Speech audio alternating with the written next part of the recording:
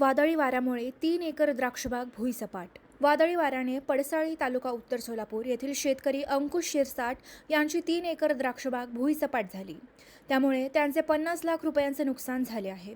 पडसाळी येथील शेतकरी संकेत शरद शिरसाट यांच्या शेतात असलेले शिमला मिरची रात्री झालेल्या वादळी वाऱ्यामुळे व पावसामुळे जमीनदोस्त झाली आहे। त्याच्यावर त्यांनी क्रॉप कव्हर टाकला होता, तोही वाऱ्यामुळे पूर्णपणे पडला असून जमीनदोस्त झाला आहे।